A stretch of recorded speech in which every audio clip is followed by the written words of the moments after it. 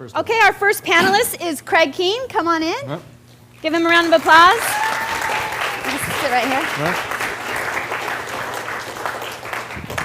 Craig started making movies with his friends in high school around 1987. They were fun little movies, but the VH quality made him cringe. In 1989, Craig moved to Southern California to attend Cal Lutheran University. Craig has directed 14 short films, some as short as only 5 seconds, sounds artsy, as well as a web series. Besides directing, Craig has been working in the visual effects industry since 1996 and has over 125 feature film and television credits. I just got goosebumps saying that. That's a lot. Working primarily as a compositor and motion graphics artist, including HBO's Westworld. Anyone like that show?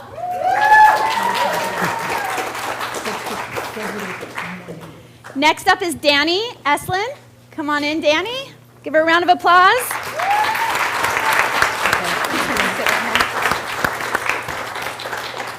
Danny started in the 1980s and for 10 years worked on feature films such as the dance craze movie Lambada, Chains of Gold starring John Travolta, and Movies of the Week, or MOWs, which were big back then. She then went on to be finance controller for Actuality Productions, a documentary company that was owned by Hearst Corporation. You guys know William Randolph Hearst, right? He has a castle up there somewhere.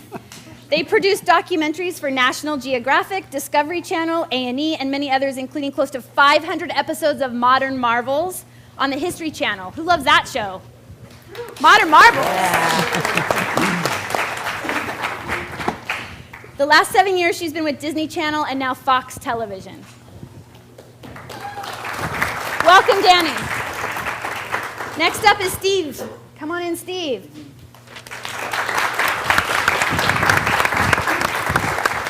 Let's see, Steve Feld has worked with Discovery, Disney, Lifetime, Nickelodeon, the History Channel, ESPN, and the Big Four television networks, either as a writer, director, or producer, and sometimes all three.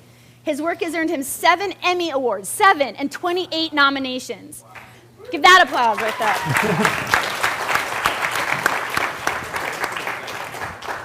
A Cable Ace Award, a Clio Award, and the prestigious Ohio State Award. Steve has had a hand in creating, directing, and producing some of television's most honored shows, including Disney's American Teacher Awards, NBC's telecast of the Special Olympics, Nickelodeon's Wild and Crazy Kids, and the NBC special 100 Years of Hope and Humor, a celebration of the life of Bob Hope. Who's next? Kevin Foster, come on down. Hey.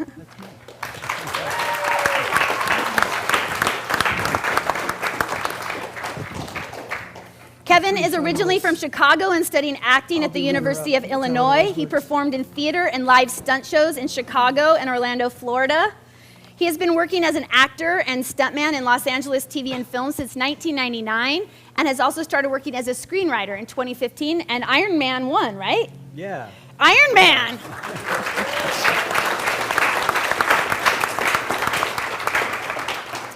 Mike Guido.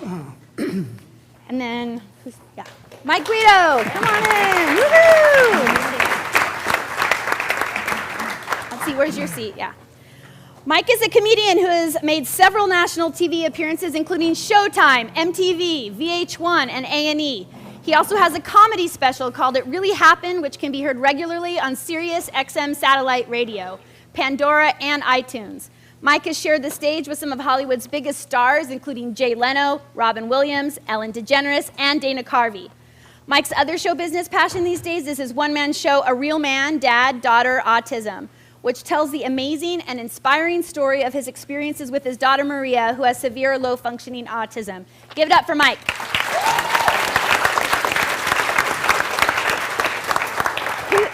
Who's next? Joseph, come on. This is Joseph Anaya. Joseph is a writer, a director, and a producer who has worked in Hollywood for 20 years. Anaya co-created, wrote and produced VH1's critically acclaimed series, Strange Frequency.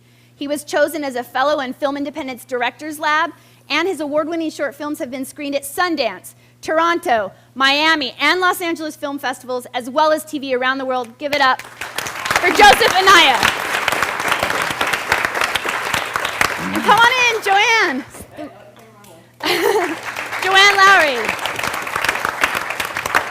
They wanted to separate us. Joanne graduated from Virginia Tech with a BS in marketing, followed by a second BS in psychology, and then worked various jobs in PR and advertising. She was later accepted into and graduated from the Directors Guild training program in Los Angeles. As an assistant director, she has worked on various television shows and features, including Deadwood. I love that show. I have a crush on, what's his name, Timothy Oliphant? Don't tell my husband. The Drew Carey Show, Cold Case, Chuck, and most recently, Criminal Minds Beyond Borders.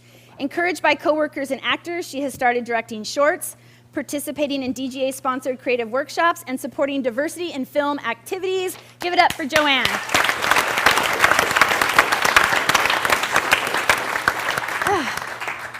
Thank you guys for coming today. Like I said, if you have an issue with hearing us, just kind of maybe raise your hand or something and let us know, and we'll start passing around the mic in the middle. So just to get started, if we could kind of go through the panel and let us know how you got your first job in the industry and how you moved up through the ranks to where you are today. Craig, do you mind starting? Sure. Okay. So in 1996, a friend of mine, this is highly unusual, I knew somebody. And in 1996, a friend of a friend knew of a job opening at a post-production house in Hollywood, and the job requirement was I needed to know how to use a computer. And I had lots of experience in that in 1996 even. And so they brought me in, and what they didn't know is that I had taught myself Photoshop in 1992, and in 1992 it was version 2.0. Right now it's like 20 or something. And there was one undo, no layers, very, very rough. And I went in there and they had hired me to answer phones for the visual effects producers. And on the first day on the job, I went into the CG department, and there was an intern that had a Photoshop question. And I knew the answer, and the CG supervisor said, "You know Photoshop?" Which obviously most people walking in just don't know Photoshop. And I said, "Yes." And he said, "Do you want to work in here doing texture maps and working in Photoshop, or do you want to continue answering phones?" And I didn't have to think long about that. So the person who hired me, I said, "Can you please find someone else to do this? And can I please go into the CG department?" And she said, "Fine." So I went into the CG department. I was working in Photoshop. Not far into the job, they asked me if I knew After Effects, and I lied. And I said, "Yes, of course I know After Effects," because I figured After Effects is like Photoshop with frames, which it's not. But even back then it wasn't. So I lied about that because I knew that that was something that was more interesting. And so because they had a lot of, they weren't paying me anything to speak of. They weren't paying me After Effects artists' salaries. They were paying me still to answer phones. And so they didn't care if it took me a while to do some of the shots. So I taught myself After Effects. I cannot recommend lying about knowing software.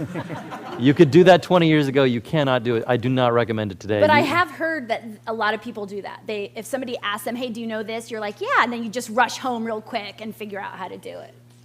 I have heard. You're not the first one. Right. It's possible, but if they bring you in and you don't know some of the, because some of the software is complicated now. Yeah. And so they will know very early on if you lied, and they don't like that. So I self-taught with a lot of other people. 20 years ago, it was a lot of people self-taught. There weren't a lot of schools to do visual effects. And so I just kind of started from there and went from job to job. I worked at the same place for 7 years as an employee, which is a long time to work at the same facility.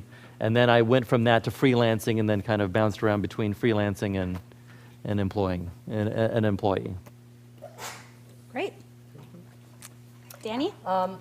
Well, I was originally going to be a rock star when I was in high school. You are So a rock star. I started. Rock star. So I went to work with a business management firm who handled artists and musicians. They happened to handle people who made films as well.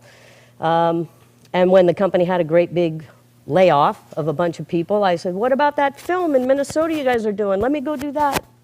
So I just stuck my neck out there and didn't lie about it, but yeah, had no clue what I was, about to embark on. I probably worked 24 hours a day for the entire 3 months, Wow. 7 days a week.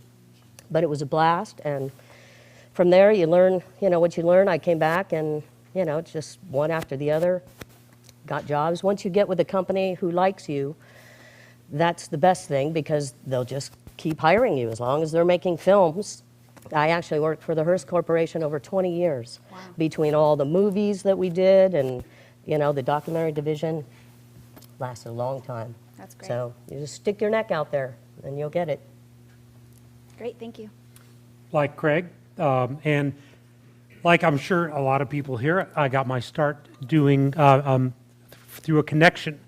My mother had a clothing store, and a customer of hers was a programming director at a NBC station in Chicago, and I met him right out of college, and he got me my first job as a promo producer, and I had no experience, no knowledge, no nothing, and like Craig, I lied too. I said I knew everything about editing, and I was given a week to, get my feet on the ground and learn about editing, and I did. I stayed at that station for a year in Chicago and moved out to Los Angeles, where I started doing promotion for CBS out here, and then every opportunity that came along where I met people, I took advantage of and ended up going in all sorts of different directions, working in sitcoms, in game shows, in sports shows, kid shows, just any opportunity that came along, I took advantage of. Great. Well, I was doing live stunt shows in Chicago and Florida, and then I moved to Los Angeles in 1999. And that was, there was a show going on then called Martial Law that most of you probably have never seen. But as a stunt person, a lot of people build their career by hustling, going to sets, meeting the stunt coordinator, introducing yourself, and going from there. And the stunt coordinator on that show I had met 5 times already, and that was very common to meet somebody that much and still not be working. I went in with my friend one day at his office. My friend Chris had been working a little bit, so he knew some more people. And we walk in, we said hello, and the stunt coordinator had a list of people for the next episode, stunt people he was going to hire in the next episode. And we showed up, we knocked on his door, we said, "Hi, how are you?" And he looks at Chris and he goes, "Chris, I have you on the list for the next episode." And then he looks at me in silence. And he goes, "I'll put you on the list too." And that's how I got my first job, out of pity. I'll take it. Yeah. Great, whatever. Me? Yeah. It all started for me as a kid. My dad was a big fan of comedy, stand-up comedy, sitcoms, and those kind of things. And I remember just watching, one day he called me over. He had a transistor radio, and he said, "Listen to this." And it was a stand-up comedian it was Bill Cosby. I hate to mention his name now, but because he's known for something really terrible now. But and I thought to myself back then, man, I want to do this. But I was introverted, I had low self-esteem, I was shy, and et cetera, et cetera. But I kept that inside of me. And then I was probably like 21 years old. I lived in upstate New York. I went into New York City to catch a rising star, and I watched an open mic night. And quite frankly, everyone sucked. And I thought to myself, I can do that. I can do what they're doing, and they're getting on stage in this major club in New York City. So fast forward to, I moved to San Francisco in 1981, took a comedy class, stand-up class from a guy named Frank Kidder in '84.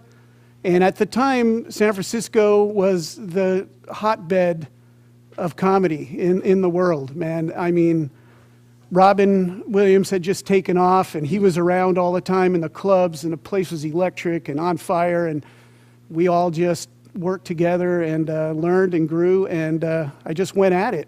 But I could do an open mic when I started every night of the week and not even leave San Francisco area, really. It's a lot different now. And then it just took off from there, and next thing I know, I'm flying around the country, headlining clubs and having a ball. It's been a great run. That's how I started, though. Right after college, I got a job just to pay rent at a planning and design firm, and they did playground inspections, and then I convinced them that they needed to make training videos to go with the playground inspections. And they said, oh, that's a good idea. And then I said, hey, don't we need a video for this? And then I kind of built a little video department within this planning and design firm up in San Francisco. And then a friend of mine from college called me and said, hey, you should move to LA. We're starting a new show. And so I went, and he says, you know video, right? And I go, yeah, I know video. You know computers, right? And he says, yeah, that's enough. So I came down, and he got his job through a friend from college who got her job from another friend from college. So it was a lot of connections, and that was my first paying gig on a feature film. I was a post PA on a film called A Pig's Tale about summer camp kids and fart jokes and things like that. And then they grew up and did Porky's. Yeah, exactly. Okay, I had no connections. I knew no one. And I came in from a very weird way. In college, I studied marketing psychology. I did gravitate towards special events, promos, and stuff like that. I would end up backstage dealing with a lot of the talent, and people would say, how long have you been doing this? And I'd say, 5 minutes, 10 minutes. Eventually, people kept saying that to me, and I actually went online and did a job search for a cool job because I thought, I want a cool job. Yes, the website still exists. I actually looked it up because this was 15 years ago.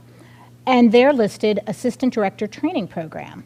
And all the description of it, you know, running around, managing people, kind of being an air traffic controller of everything, I said, that's what I do. So I applied for the program, not realizing that it was extremely competitive. They'd get a couple thousand applicants and like 10, 15 people would get in a year. And I actually made it to the final 5 out of 19 in New York City. I didn't make it very far in LA. And they said, you're great, but we don't think you know anything about this, and we're a little concerned that you might be getting in over your head, so go get experience and come back. So of course, a year goes by, and I apply again, and I'm bartending and working at, a restaurant and running the Hard Rock, and I thought, oh crap, I still don't have experience, and now I have to, go for this interview again, and they're going to say, well, did you get any experience in the last year? So I sent out my resume to anyone and everyone I could find on the New York Mayor's tech list, and also out in LA, and I basically wrote, we'll work for food. And so I got responses, and I took the jobs that the people had the best food, and also had a legitimate sounding email, And so I got a couple, and I didn't get in again. That was my second year. Didn't get into New York or LA, and I said, you know what? Where do I want to live? I'm going to have to work from the ground up. I'm going to work for free, sleep on couches. And I chose to come out to LA. $500 in my little Honda Civic, drove out, slept on couches, did anything and everything, AFI, student films, anything I could to meet people. And that was the year I actually got into the director's training program. Murphy's Law, and so that June I got into the training program, and the program consists of 400 work days. They supply all your work, television, features. At the end of the time, you get into the Directors Guild as a second AD. But I was prepared to do anything and everything, and I got in not having any connections as a person, and that was one of the things about the program for minorities, women, and people who don't necessarily have nepotism. So there's a lot of different ways you can get in. You don't have to know somebody, you have to definitely work, and then you'll know somebody.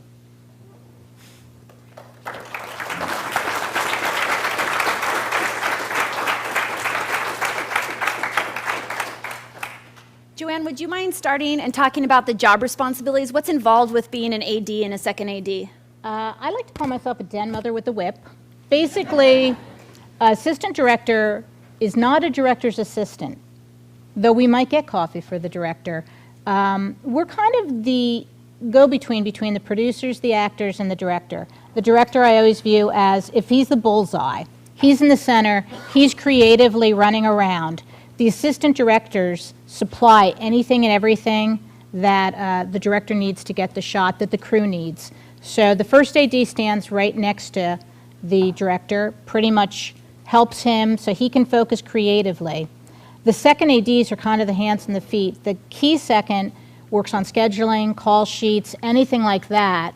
And then the second deals with actors, background, and kind of the ancillary. So I always say the ghost of the present, the ghost of the future, and then, you know, the ghost of the past, because we also do all the paperwork. Great. Can I just add something? I want to say that an AD, first AD, is the most important person on the set. And that's because the set needs a manager or den mother, and it doesn't work at all without somebody who is very strict, very loving, but can get the job done. So I salute you for being able to do that job, because it's a very difficult job, because at times you're a professional asshole. And people come to hate you, but in the long run, it's because of people like you that movies and television shows get done. Thank you. Well, no, Jersey Girl, I basically kill him with kindness. And, you know, food motivates. I find out whatever motivates and use that. And then if I have to get Jersey, I get Jersey. You know, Californians get a little shocked, but. Great. Joseph, what are your job responsibilities and duties? Well, I kind of have two jobs. One's like as my day job, like actors work in restaurants. I also do post supervision, and that's like being a production person, AD in post production. So I'm managing editors, assistant editors, coordinators, dealing with budgets, schedules, directors, producers, the writers. You're basically same kind of thing. You're making sure the process flows correctly. I always consider myself the conduit between the creative, the director and the editors, and then the restrictions of time and money from the producers and the studio executives. And you just make sure that those two meet, and if they don't, you alert everybody as soon as possible about how we're heading towards a problem and somebody needs to make some decisions.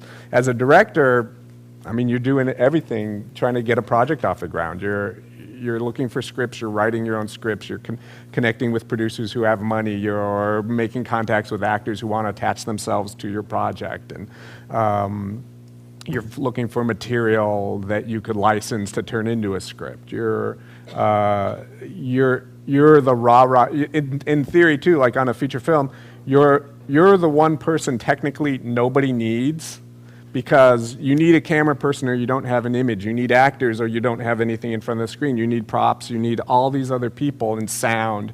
The director kind of creates a vision of this is where we're all heading towards the mountain. We're not going to the beach. So you tell everybody, you don't need your waders, you don't need the swim trunks, you don't need all this stuff. Bring a parka, bring all that kind of stuff.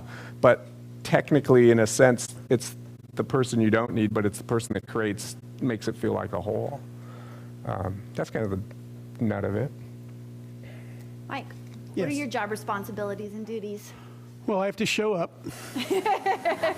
It's like really important that I show up. That is very important, I hear. Well, nowadays I mostly do corporate events. You know, if a company is having some kind of event or function and they want entertainment, so they'll call in. You know, I'll get called in by an agent or agency. But seriously, I always go knowing that I represent who sent me. So I do have to show up and on time or early, and then just be a good guy and work with them. Sometimes the show's going to start, you know, they say, we're going to start at 8, and it's like 8:20. You know, it's okay in most cases. So you work with them because that's how it happens a lot of the time. And then a lot of times I'm asked to write specific material for that event, for that company. So a lot of times I'm making fun of the competitors and that sort of thing. And then make yourself available afterwards to meet people. And I mean, that's a fun part anyway. As long as you did your job right, they're really happy to, tell you that. So that's it. With my one-man stage show, it's kind of the same thing, a little more involved, because usually I have to set up my stage. I set that up like a sort of a man cave light kind of situation. And yeah, and just, that's what I would tell everyone here. Treat people nice. You never know.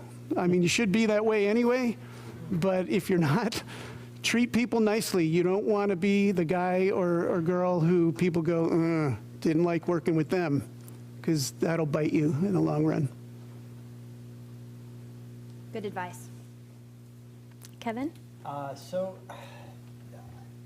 really, what the biggest responsibility of my job, it sounds weird, but fall down where they tell me to fall down and don't get hurt. I mean, honestly, that's the biggest thing. I'm there so people don't get hurt. So if I'm doubling an actor, that actor doesn't get hurt. And, that coming with the proper equipment, pads,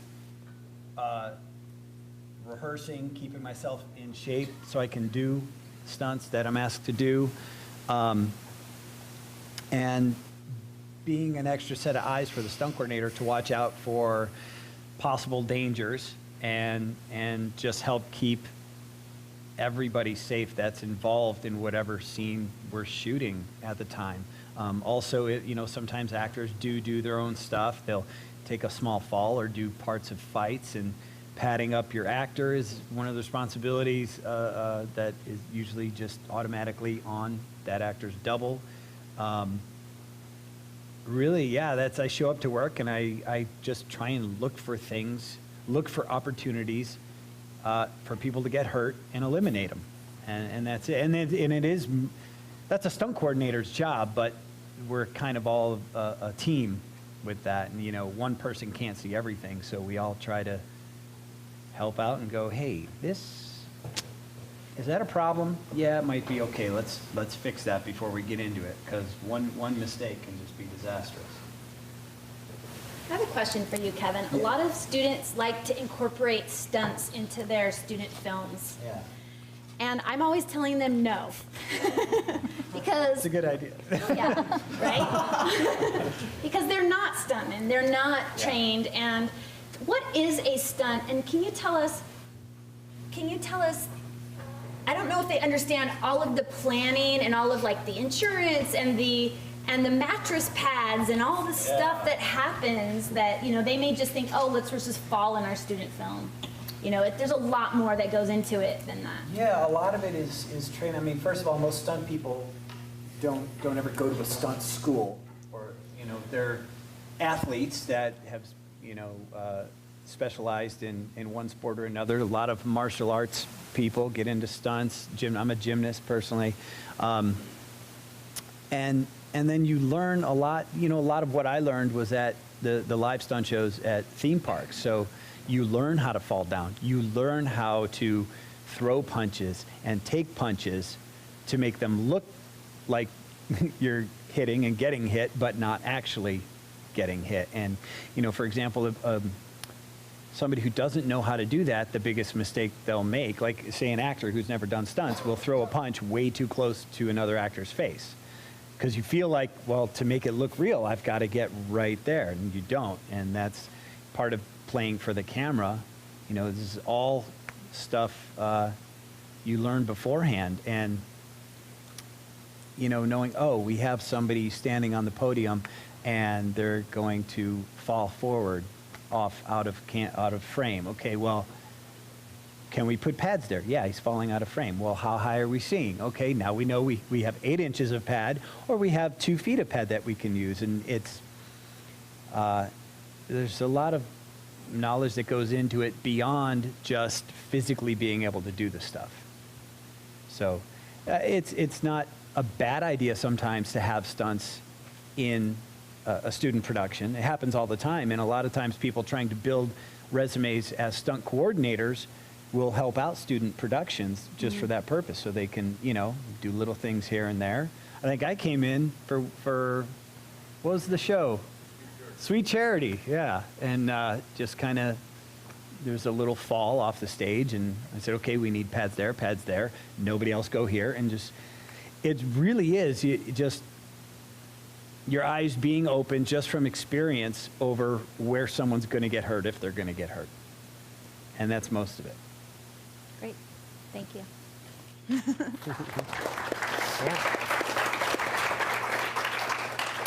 Steve, tell us about your job duties. Okay, so over the last few years, I've worked as a producer in nonfiction or reality television.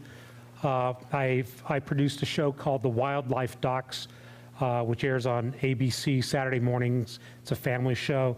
It's about veterinarians that take care of endangered species. So I'm a producer, but there's so much more that's involved. As a producer on a reality show like that or a nonfiction show, you wear a lot of different hats. So, at various times, I wrote the episodes, I edited episodes, I was a field producer, I directed talent, I did post-production on episodes. So it encompasses a lot of different things. You're just not a producer and overseeing a show. A lot of these shows don't have large budgets and they don't have a large staff, so you end up doing a lot of things yourself. For example, when I was directing in the field, I was the B camera operator. So we had A camera operator and then I was a B camera operator. So even though I would never consider myself a cinematographer or a camera operator, I needed to know how to use the cameras, and I needed to know how to use them right and be able to shoot things that would end up on the air. So, so when I say I'm a producer, that encompasses a lot of different things, and I had to know a lot of different skills in order to make that show work and work well in the budget that it was assigned. Great, thank you. Danny, tell us about your job duties. Well, my primary job duty is to let the network or whoever's funding a film or a project know where they stand financially at any given time. They certainly want to know whether you're going over budget, but it's equally important that they know when you're under budget. Because the network, especially in episodic, they don't want to be under budget. They want to be pretty well on, so they want to know that they can utilize all the money they've put in, to a project to get the best thing out for airing and let it go another season. A typical week for me on episodic would be, I'll be reporting on the episode we shot 2 weeks ago. I'll be hot costing. That means saying what we did yesterday and whether we're over or under in our talent and crew payroll, any big swings of something that somebody didn't think of when they were budgeting last week. And we'll be budgeting for the episode going ahead to the one that we're going to be doing next week. In addition, we're paying all of the crew, all of the extras, and all of the talent. So usually have a staff anywhere from 2 people, 3 or 4 if you get on a bigger show, but it can go down to 1 or 2 person teams. Do you handle all the payroll yourself, or do you go through a company like Entertainment Partners? We produce the time card and say how much is to be paid. Okay. And if they disagree with us, which sometimes they do, say, no, it's supposed to be this much, or, we'll see, who's right. Sometimes we're looking in the union agreements, to see what's actually right, because they can be written very strange and confusing sometimes when you're trying to read a contract and how much is due, for actors or talent or even your crew.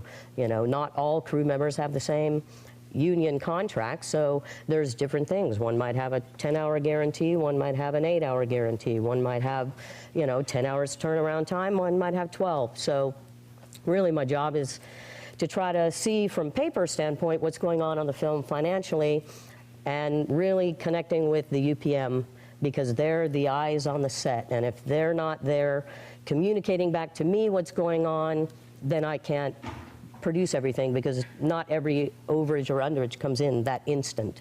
It's 2 or 3 weeks later you find out. That So you report to the UPM or unit production manager? I report to the studio, but I just feel like to really connect, to have a good thing to where the network knows where you are financially, you need the UPM and the accountant to work hand in hand, because otherwise I can't see what's going on set. And they can't see what's going on paper as quickly as I can. Great. Thank you. Craig, what are your job duties? In the last several years, it's been make it look like you didn't do anything. Because there's a thing called invisible effects, which is if there are like wire removals or split screens that need to blend in, or shadow, changing shadows. So there's been a lot of what they call invisible effects. So it makes it look like if you're watching a show and you're like, I did that, and like, what did you do? Then I did my job. If you can't tell that I did anything, then I accomplished what I was set out to do. The first 16 years or so of my career, I worked for visual effects and post houses, and what that is that you're an artist and they say, here's the shot that you're going to work on, and then you work on the shot, and that's the extent of it. With the last 3 or 4 years, I've been working a lot of in-house and a lot of working as a contractor, and what happens when you work as an individual. And I wanted to speak to part of his job is to show up. I actually request that I don't show up. So if I work near Burbank, if I have a job in Santa Monica, I'll say, can I just work at home? Because the traffic is terrible. But so sometimes I'm lucky that I can work at home in those instances. I try not to take jobs in Santa Monica anyway. But yeah, I'm sure everybody here can attest to. So what happened was that you'd get assigned the shots, and then that's it. There's no like, do you want to work on this shot? Or you get the shot and you say, can I get this piece of this? Is this footage available to help me do the shot? And in the last 3 or 4 years, it has been they will say, here's a bunch of shots. What do you want to work on? And I can say, yep, I'll do all these shots. And then because I've been working in house, I work with the editors and the writers and sometimes the producers and directors.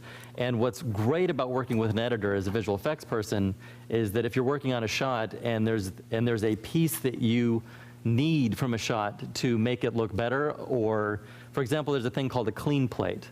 And sometimes if you're working on something and you're cutting out an object and you need something behind it, sometimes the footage they give you originally doesn't have what's called the clean plate or what's behind it. And if you are 10 feet away from the editor, you can go up to the editor and say, is there a piece earlier before the shot that I can use? I don't know if this is over anyone's head, or explaining it in layman's terms, but so working in-house is great because I like filmmaking, I'm working with people that also love that aspect of it. Usually if you work in a post house or visual effects house, understandably that's all they want to do is just visual effects, and you're working with other visual effects artists, which is fun. But for me personally, to be able to be what's called an in-house person, to be able to talk story, is just really invigorating.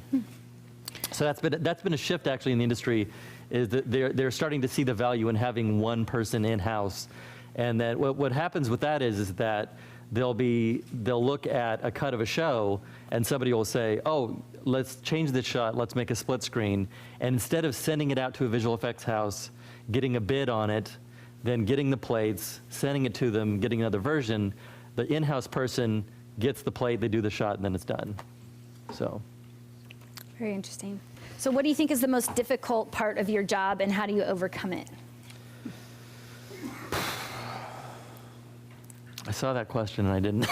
You want to pass? You can pass. I mean, honestly. It's driving to Santa Monica, right? Right, yeah, it's the commute. The commute. The commute, it's not difficult, it's aggravating. I don't really, I mean, for me, it's almost like not a difficulty rating so much as like how much time does something take. Ah, that's interesting. So something's. I don't look at it as like a difficulty as this is more time consuming than it isn't.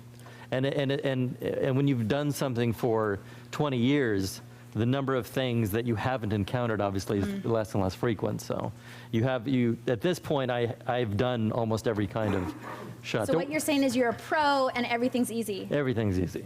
Love No. There's actually a boom shadow removal I'm working on in the pilot that's not fun. But that's So But I mean, most of the stuff that I do is I like doing it, so it's not. It's easier to do when you enjoy it, obviously. it's a good tip. Great. Do you want to answer that question? What is the most difficult aspect of your job and how do you overcome it? I would say the most difficult is finding your team that you're going to be working with, and getting a good group, you know, especially now that I've moved into more like 3- and 4-person teams, to find a good group of people who work well together, who can, you know, catch each other's back if there's, you know, too much of one thing versus payroll versus, you know, some people get too stuck in their, you know, I'm just a payroll person or I'm just an accounts payable person, and everybody needs to pitch in when there gets too much. How do I overcome it? If the person doesn't work out, I don't hire them again. Do you hire 'em The for- easiest way. Well, I think that's everybody's go-to in the biz is just, Yeah, hire them again. yeah, that's, Yeah. you know, but Because they're I've been lucky. short-term jobs. What's the length of jobs that you usually hire people for? Like how many months or weeks? Well, a series can go anywhere from a half a year to a year. Which is long. Which is pretty long. Pilots are a couple of months, you know, so hopefully I test them out on a pilot before I get to the series. Great. Steve? Very simply, dealing with network notes. You know, you do your best. It's a combined effort of everybody on the show. Everybody does their best.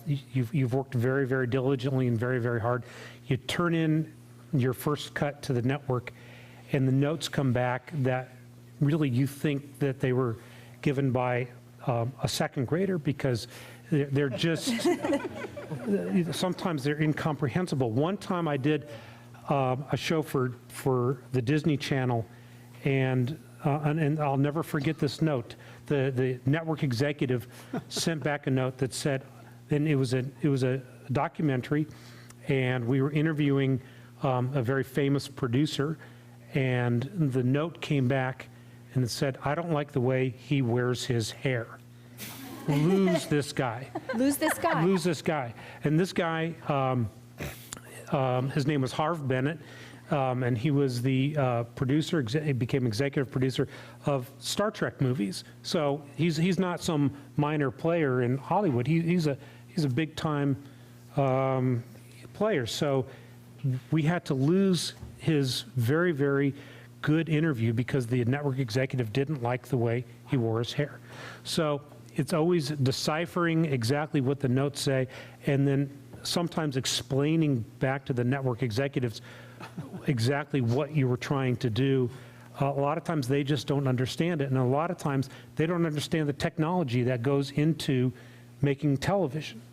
And so you have to explain when they ask to do something that's physically and technologically impossible to do, you have to sit down and talk to them. But everybody goes through this. It's something that is part of the business, and you just persevere and you know, bite your tongue and pick your battles and go from there. And as a writer, I learned this one recently when I was getting stupid notes from a very close friend of mine who's the director on this movie. We argued about it, and finally I go, "Look, I think this is a bad way to go, but I'll do it because you're paying me." And then he goes, "Okay, wait, let me think about it." Like, I just put it on him. Yeah. Yeah, so what was the question?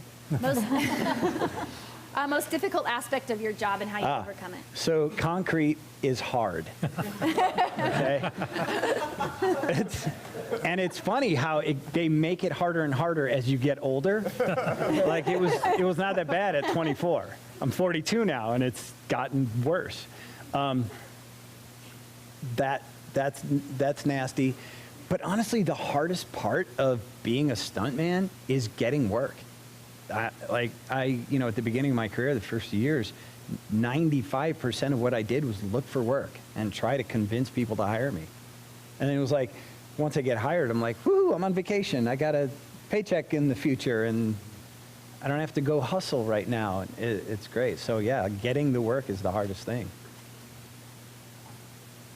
And how did you overcome that? I think we learned a little bit from your.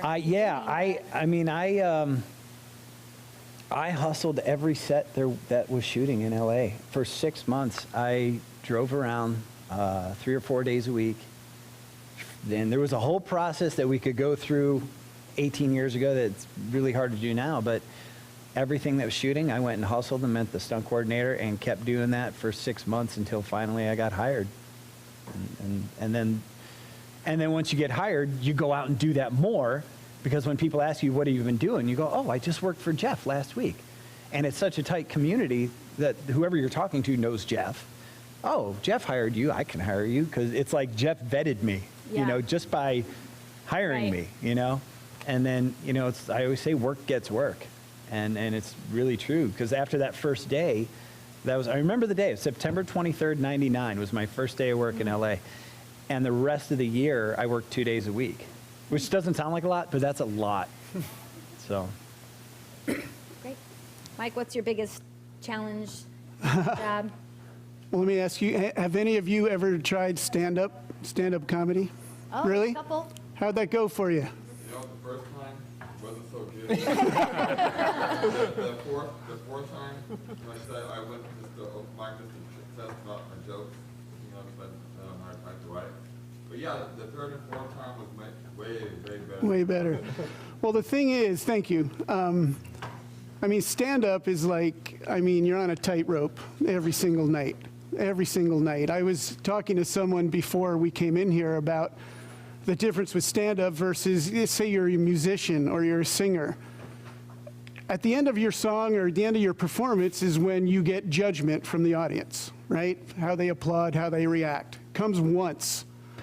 In stand-up, and in my case, I'm on stage for 45 minutes to an hour, it's like every 8 seconds if you're doing it right. You're hitting a punchline, boom, boom, boom. That's a lot of judgment coming down on you repeatedly. So inherently, is that right? Inherently. Thank you. Inherently, I don't speak well. Amazing that I have this job. It's a hard thing. Just think about it. I mean, they say one of the biggest fears that people have is, you know, public speaking. You know, luckily for me, I look for opportunities for that. I love it. I love what I do. You know, so many people started in comedy that became, you know, Robin Williams, Rob Schneider, Dana Carvey, all these guys. They became like Robin, huge star, right? He kept going back to comedy. I'd still see him, you know, there's one club, it's a theater in Mill Valley. He lived not too far, and he would come all the time and either perform or just hang out because he loved it that much. It's an amazing thing if you can do it. There's nothing like having an audience kind of eating out of your hand and laughing like crazy, and if you improvise, and it's fantastic. It's a great feeling. But, you know, sometimes I do corporate events where, okay, like Christmas parties, it's like hell. Everyone's drinking, they're having a good time. They'll have a microphone with a little box speaker over there, so the people in the back can't even hear you, so they're talking louder and louder the more they drink. You know that sometimes comedians say, hey, drink up, the more you drink, the funnier we get. No, because the more you drink, the stupider you get, and I don't go there, okay? So the challenge is to just keep going and know that it's not me, okay? I do. Not that I have a big ego, but I know, hey, I've been successful at this. I know what I'm doing. And if these guys would listen, if they had a real, you know, speaker system, sound system, things would be going a lot better. But I also think I'm getting paid handsomely. And I'm just going to do my best, keep a smile on my face, and let it go. As opposed to some people might get ticked off and take it out on the audience because they're insecure. I guess I'm not that insecure. With my one-man show, that was really new to me because it's got comedy in it, makes people laugh, but it's also got some very serious dramatic parts with my daughter, her diagnosis of autism, and me feeling I was losing her and all this stuff, and people cry in that show. And it was really hard for me the first couple times to not get that audience response, because I was going through a dramatic spot for a couple minutes, and the audience is sitting there. And as a comedian, that makes you nervous, right? So I had to start trusting that they were with me without them laughing or applauding, okay? And that was hard for me, but now I'm kind of more used to it, and that's gone a lot better. The third thing I do that wasn't mentioned, I've written a screenplay based on my one-man show. And the one thing I had to learn, boy, about that is it was my story with my daughter and my family. And it's a pretty compelling story on paper. But then I had to start thinking about, and I have a writing partner that helped me with this, how does it translate to being on the screen? When people are watching it, they're not going to be reading it, they're going to be watching it. So, it's different. It's a different kind of writing to make it compelling and jump off the screen as opposed to just on the paper. So a lot of times you just have to know that you don't know everything, and you got to learn stuff, even after you've been doing something for a long, long time, So be open to that. Be open to learning. Great. The end.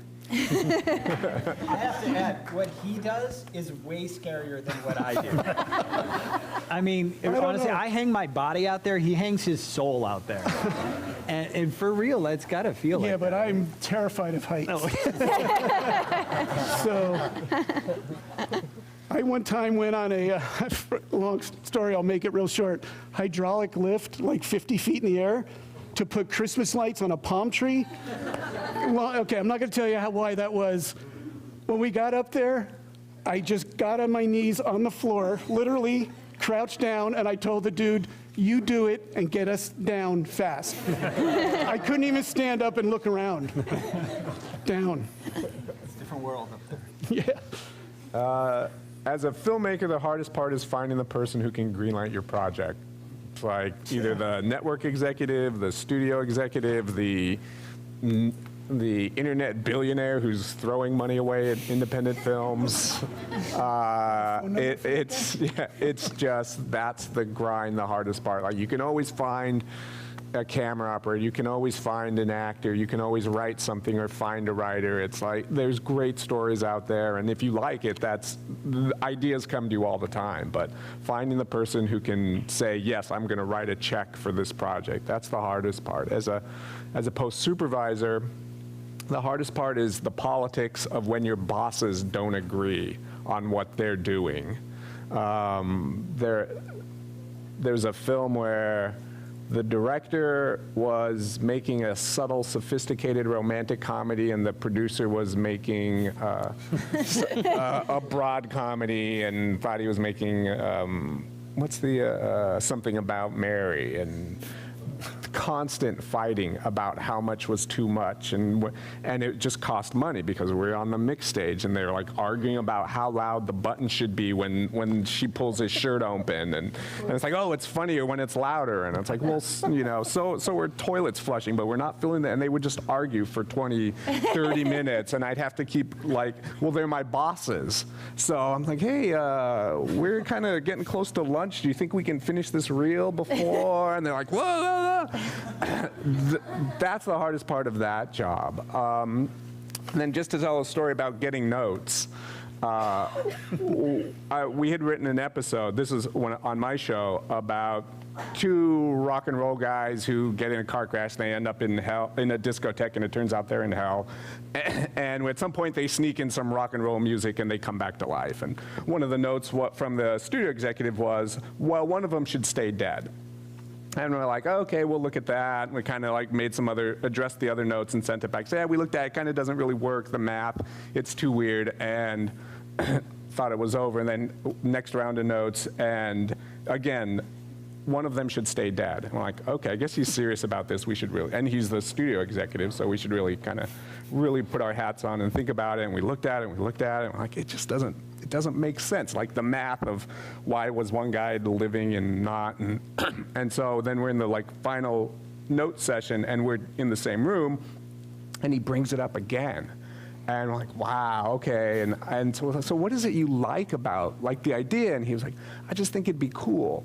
And we're like, well, it kind of doesn't work because, if they're both dead, and da-da-da. And he goes, well, what's the big deal? You just one of them dies. And we're like, well, and I kind of got pissed. And I was like, well, what's the big deal? It's like, what if Rhett Butler and Scarlett O'Hara get back together? I mean, that'd be awesome. And it's like, but it's counterproductive to the whole point of the story. And he goes, we're not fucking making Gone with the Wind. And I was like, okay, fine. And so we made one of them die and one of them came back to life. And that was that's my getting network notes story. I have a note story. Okay. Really. Doing a corporate gig once, I'm up there and doing my thing, like 20 minutes into it, I get a note brought up by somebody. The boss man, whoever it was, the CEO, wants to come up with you on stage right now and do a little back and forth thing that he's come up with. Dude, don't quit your day job. That's all. It just stopped everything. Just stopped everything in its tracks. All the momentum I had built up. He came up, poisoned the whole thing, and then he leaves, and I'm back. Yay! So where was I before Doofus, who's your boss, changed everything? Joanne?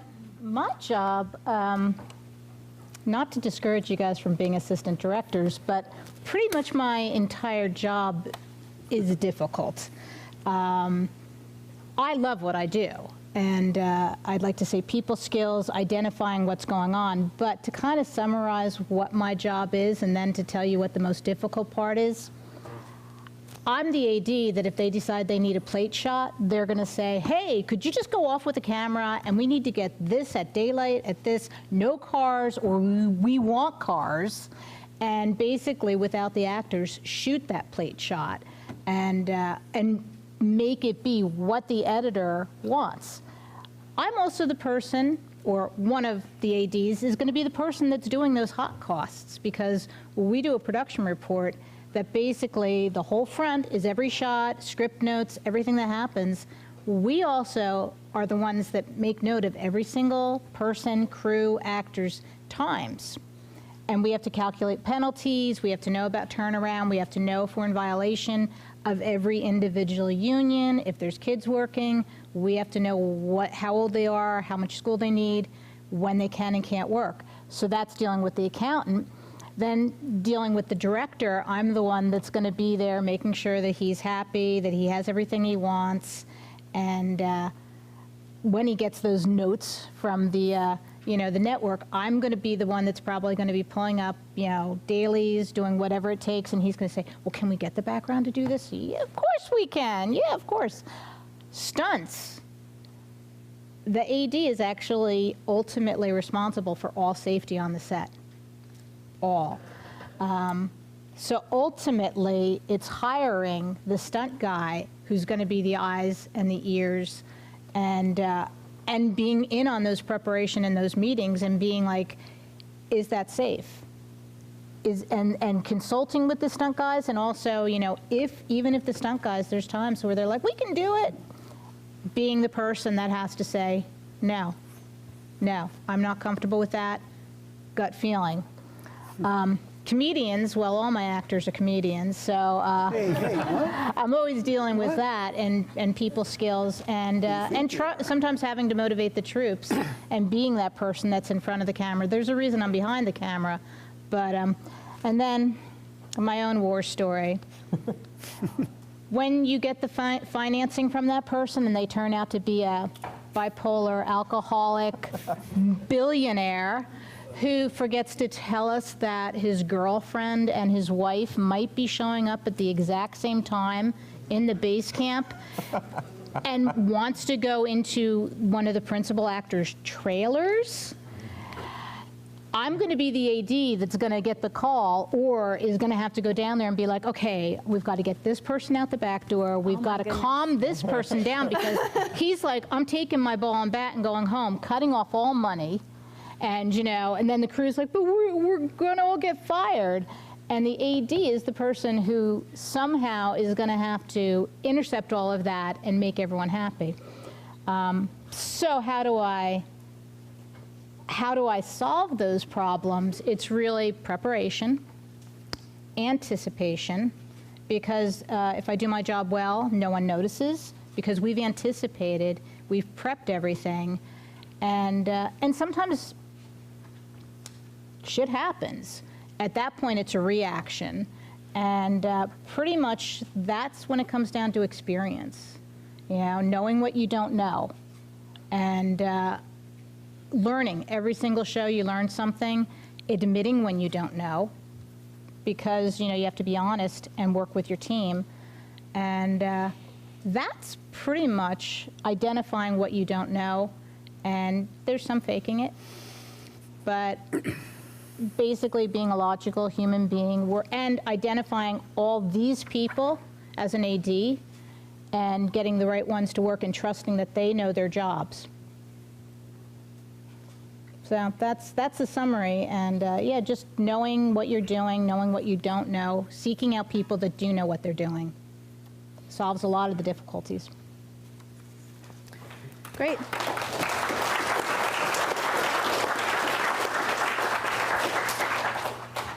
What I'd like to know now from each of you is what your educational background is and kind of what you would recommend for students at community college. Would you recommend they transfer? Would you recommend that they go straight into the field? Would you recommend a specific university that has a very good film program?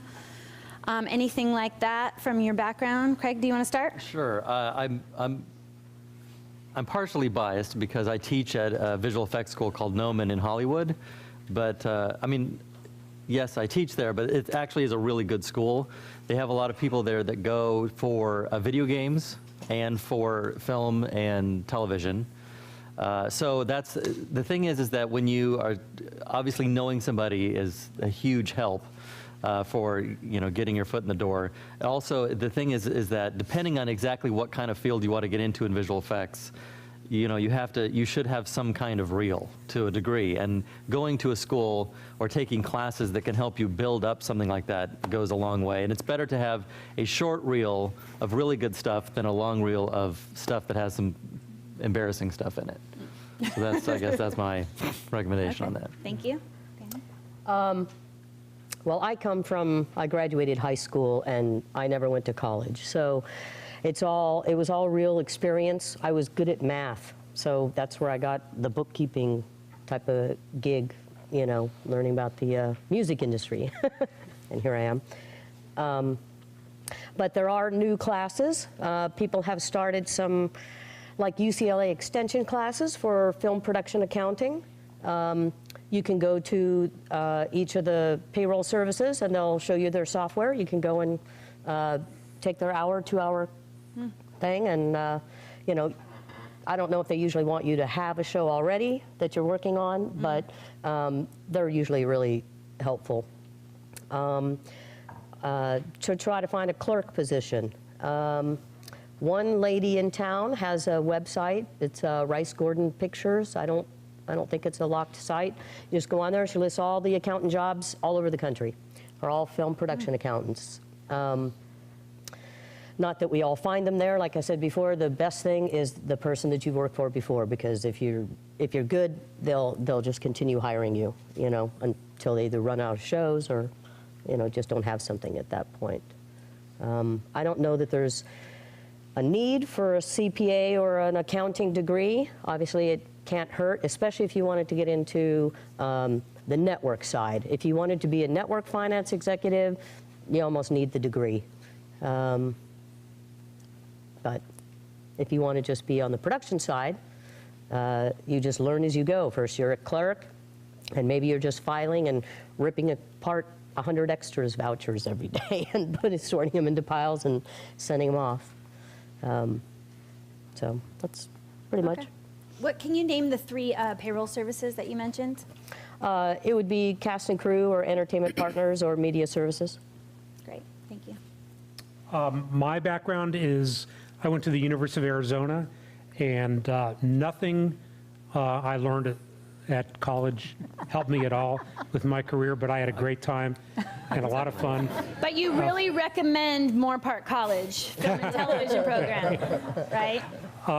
It used to be that there were like 5 schools that you went to for film and television education: UCLA, USC, AFI, NYU, one or 2 other ones. But over the last 20 years or so, almost every school has developed a really good film program. And it used to be that you would go to these film programs so you could have access to the equipment, because back then, you didn't have access to film camera. That's film and the big, the video cameras. They were all professional grade. You didn't have access to editing equipment. These days, you don't need that access that those guys needed back then. So you don't need to be going to the major film schools. Yeah, it looks good on a resume that you graduated from USC Film School, but it's more about doing the work in Moore Park at any school you're at, and like Craig said, get a reel, get something that you can show. And I think that one of the best parts about being in school is take advantage of internships that they offer at studios, at production companies, at television stations. All of they're unpaid. Well, most of them are, but you have such a great opportunity to learn and to meet people and to make connections. And if you're not in school, it's very difficult to get an internship. But when you're in school, that you get college credit for it. And most importantly, though, you make the connections and you get the experience. You get to do a lot of stuff other than getting coffee and picking up somebody's dry cleaning, which is a part of being an intern. But that's what I would say is one of the best parts about being in college is making the internships available to you. And the demo reel is a really good tip, too. Yeah. They could be starting and editing their highlight reel from all of their film projects at school. Right. Kevin? I'll kind of work backwards. As a writer, I recommend being in school, just because as a writer, you want to learn as much about as many different things as possible. As an actor, it's great as well because you have an opportunity to act on stage in front of the camera. As a stuntman, you don't really need to be in school, but They all need to be in school. Well, no, but We're talking about like transferring. No, I'll come back to the to a good side. university. I'll come back to the good side. It's okay. No, but I mean, I worked for a guy a lot who dropped out of high school and became a stuntman and a stunt coordinator, and no problem. But the good thing I think about school in general, I went to the University of Illinois and I graduated with a bachelor's in psychology. Nothing to do with stunts at all. But I discovered acting there. That's where I started. That's where I became an actor.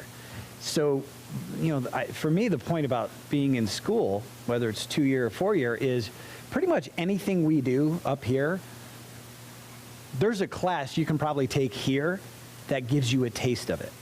So even as a stuntman, you probably have a kinesiology department here, right? There's a lot of athletic type classes you can take, whether it's martial arts or probably gymnastics or whatever. There's probably things you can study here that will actually train you for a stunt career too, which is weird. But so I mean, I recommend being in school to everybody, one, as a person, but two, just because you get to try anything you want to try. And if you don't like it, you're like, oh no, I'm going to move on to something else. I mean, I went into school thinking I was going to be an engineer. And I went to an engineering class. I was like, screw this. I'm going to be a stuntman. So, and I mean, that's really what happened. So, yeah, for any of it, I recommend being in school. Mike, do you recommend? Except stand-up comedy, I'm sorry. I wholeheartedly recommend that you stay in school and get a degree. However, I am completely not authorized, have any experience in life experience in that realm. All right. So I didn't go to school. Well, I went one, okay. Yeah, you can't just leave it at that. I spent 1 year at the University of Dubuque in Dubuque, Iowa. Joke is, why did I go there? Well, they accepted me. And that's it. That's it. Joseph? I went to junior college in Washington State. I couldn't afford USC, UCLA, or NYU. I transferred to San Francisco State University because a friend told me they had a film program there. I went and found out that it was more of like an art kind of film program than like telling stories, and so then I transferred to a broadcasting major, but I always did like single camera film style stuff, and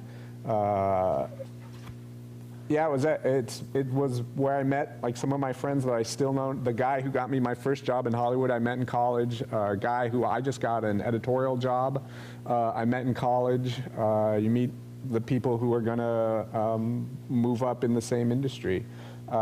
We figured out a way, only graduating seniors could get the cameras. Back then, this was before everybody had cameras on their phones. And so we figured out that if we volunteered to videotape the plays on Friday nights, we would have the cameras all weekend, and then we would make our own films over the weekend and then turn them back in.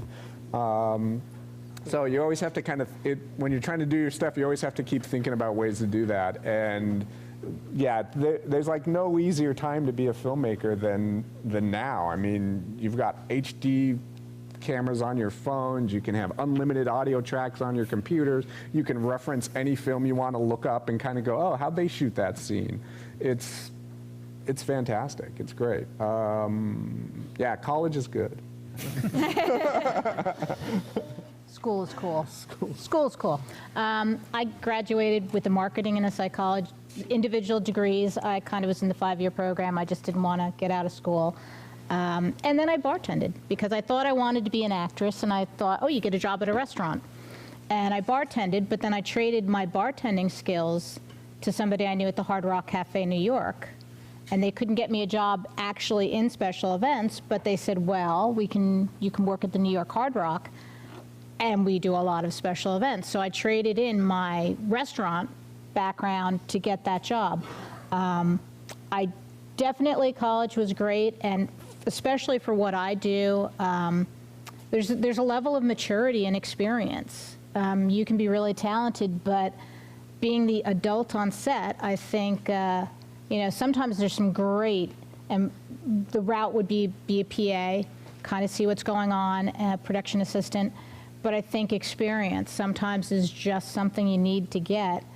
Had I had to do it again, knowing what I ended up doing, I would definitely go to a college like this where it's hands-on, because it's the experience that you guys are getting. So I think it's twofold. Get the experience. You need, as an AD, you need to know what everyone's job is.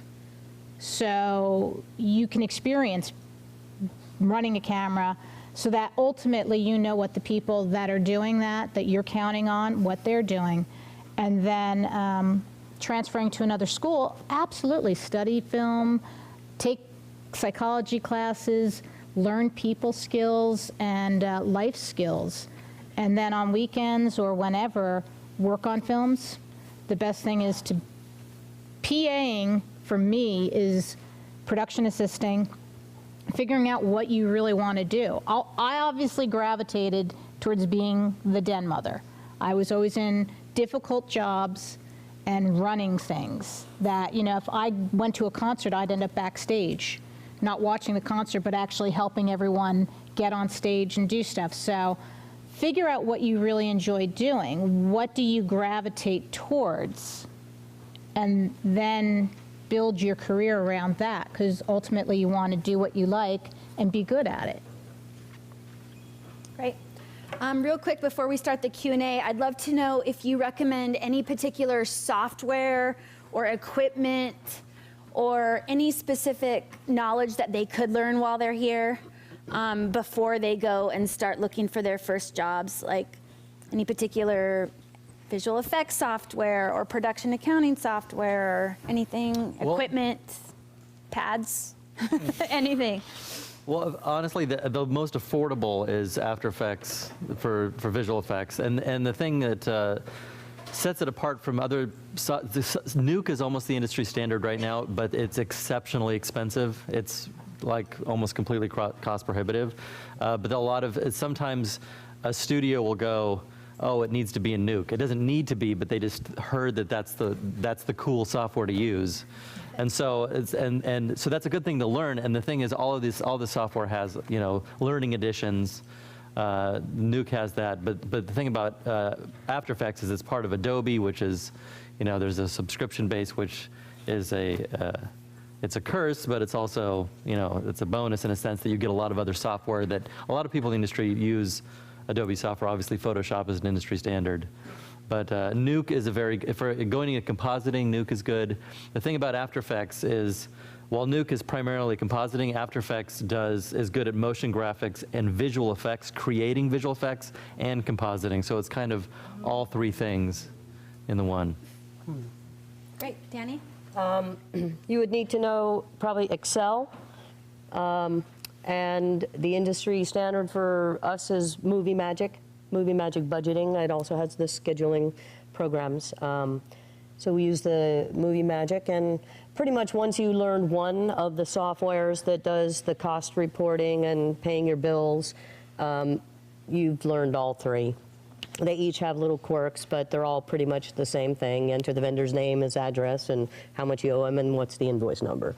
On the time card side, they're moving towards electronic time cards where people can actually go on their phone at the end of the day. They'll stick in their times. It'll go to their department head manager, and that person will approve and send the information on, hopefully, to us eventually in accounting, so that we won't have to do all the time cards and inputting all of that. It'll just come to us. And we can just match the person's name with the time card and make sure it matches with the production reports that we got, you know, earlier in the week.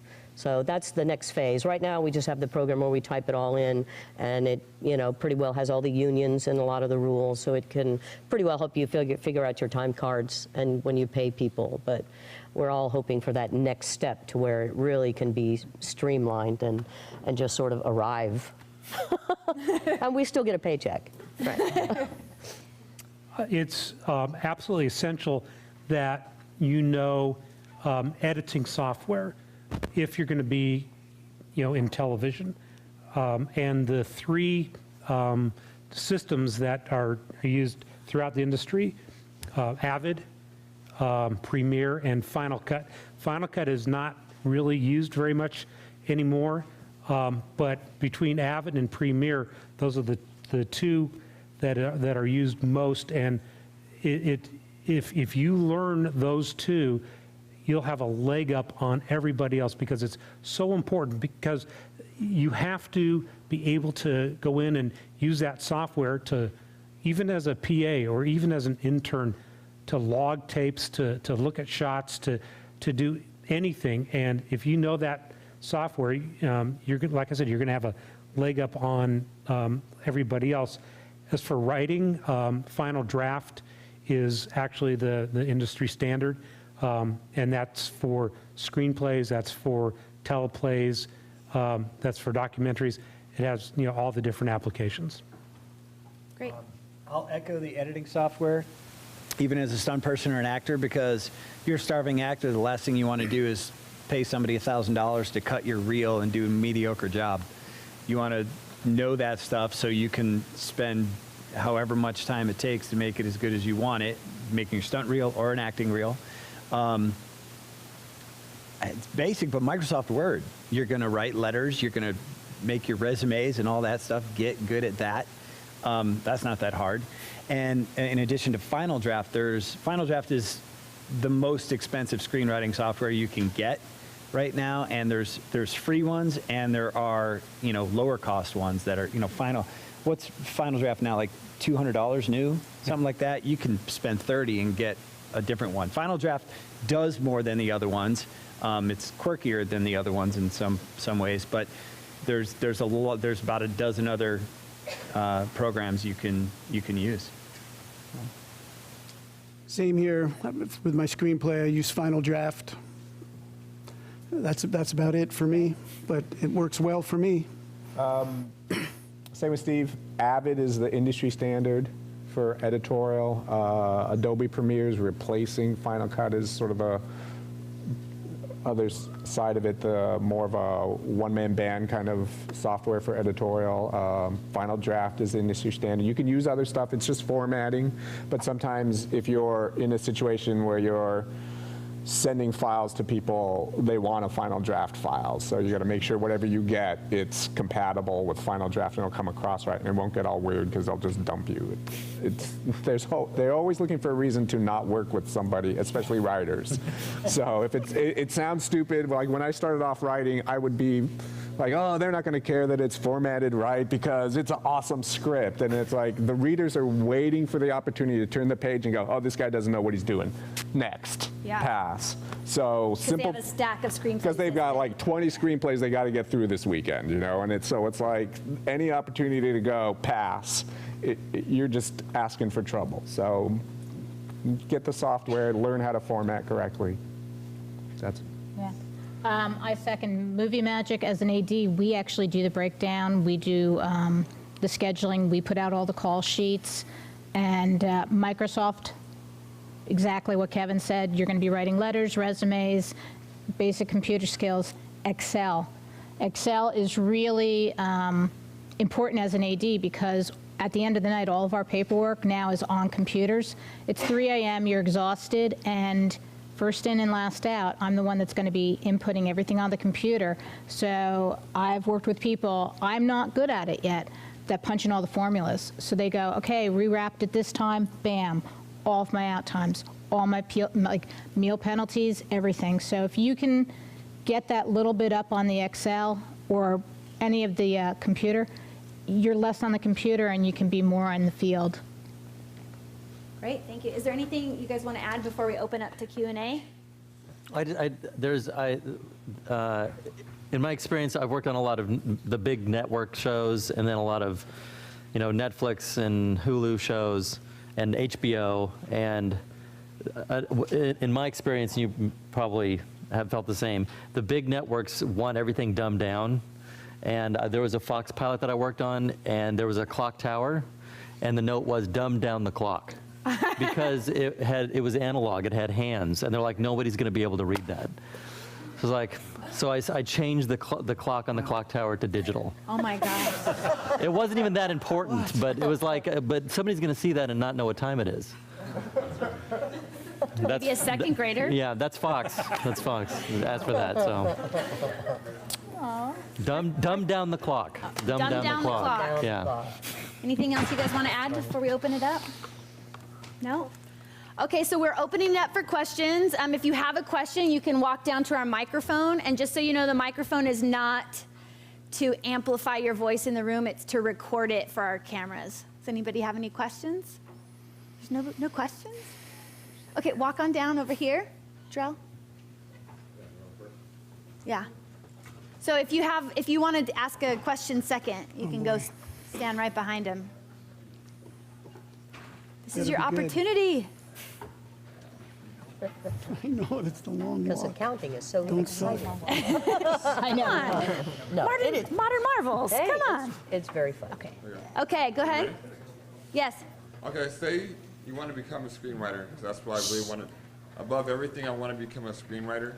So what steps and exactly what I would take to send them in, or where would I send my screenplays in? For me, that's totally how it worked, because way back in the day, one of the comedians was a guy named that I worked with all the time. We came up together, was a guy named Alex Reed. Alex Reed grew up to be executive producer of shows like The Middle, Malcolm in the Middle, Up All Night, and so forth. So when I got my first draft, I emailed it to him just for feedback, and he gave me wonderful feedback from a producer. So number one, he said, lose, for example, the flashbacks, cost money. Producers look at that, they go, eh. So anyway, he gave me some great advice, great feedback. And then to get my screenplay in the hands of the producer it's in now, My daughter's an actress, and she worked on a project that was executive produced by James Franco, and the associate producer who was on the set loved my daughter. And my wife was on the set one day with my daughter, said, hey, my husband wrote a screenplay. She goes, sure, have him send it to me. So I sent it. She liked it. We're working together now, and it's true. You know? It's a lot of connections. I mean, the sort of traditional thing that you always hear is like, well, you send query letters to agents and managers, and some who take submissions, most of them will just ignore you, and then maybe one will say, no, thank you. And then occasionally one will say, yeah, send us something. There's other websites like Blacklist and stuff where you can post it. I don't really know how successful those are, because you have to pay for a subscription to put your screenplay on there, and then if it becomes popular, then maybe an agent will contact you. You can also try like writing contests, the Nichols Writing Fellowship. There's Final Draft has one. Contest. Sundance has like a writing camp kind of thing.